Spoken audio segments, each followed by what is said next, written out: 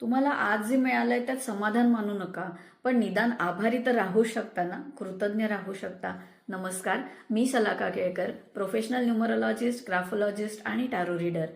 आज मी तुम्हाला आयुष्य जगण्यासाठीची अजून एक छान छोटीशी टेक्निक सांगणार आहे. अनेक गोष्टींसाठी आपण स्वप्न बघत असतो, प्रयत्न करत असतो, झगडत असतो. तर जेही तुम्हाला मिळतंय मागितल्यापैकी, प्रयत्न केल्यापैकी जेही तुम्हाला मिळतंय त्यातच तुम्ही समाधानी राहिलात तर कदाचित तुमची प्रगती तिथेच थांबू शकते. कारण समाधान मानणार म्हणजे त्यापेक्षा पुढे अजून नेक्स्ट काहीतरी मिळवण्यासाठी तुमचे प्रयत्न कदाचित तुम्ही थांबवणार, असा त्याचा अर्थ होतो. त्यामुळे समाधानी व्हा असं मी कधीच म्हणणार नाही.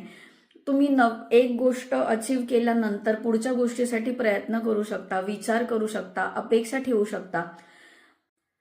त्यामुळे तुम्ही समाधानी राहू नका एक वेळ, पण कृतज्ञ तर नक्कीच राहू शकता ना. जे तुम्हाला मिळालंय त्यासाठी तुम्ही आभारी तर नक्कीच राहू शकता.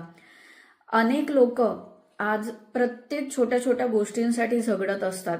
आपल्याला देवाने सुदैवाने हेल्दी जर शरीर दिलं असेल तर तुम्ही त्यासाठी आभारी राहू शकता. बेसिक इन्कम सोर्स जरी तुमच्याकडे असेल तरी त्यासाठी सुद्धा तुम्ही आभारी राहायला पाहिजे, कृतज्ञ राहायला पाहिजे. कारण कित्येक लोकांच्या बेसिक गरजा सुद्धा अजूनही भागवल्या जात नाहीयेत. तुमची पायरी जर त्याच्या थोडी पुढे असेल की बेसिक गरजा भागवल्या जात आहेत आणि 4 पैसे चांगले हातात मिळत आहेत, पण तुम्हाला अजून जास्त काहीतरी आयुष्यात कमवायचंय, तरी सुद्धा तुम्ही कृतज्ञ राहायला पाहिजे. कारण अनेक लोकांच्या बेसिक गरजा फक्त पूर्ण होऊ शकतात, त्यापेक्षा जास्त त्यांना आयुष्याकडून अजून काही मिळालेलं नाहीये.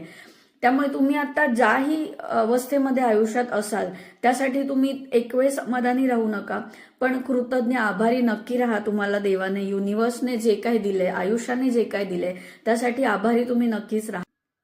ही टिप जर तुम्हाला आवडली असेल तर ह्या व्हिडिओ खाली कमेंट करा, लाईक करा, शेअर करा. Thank you so much.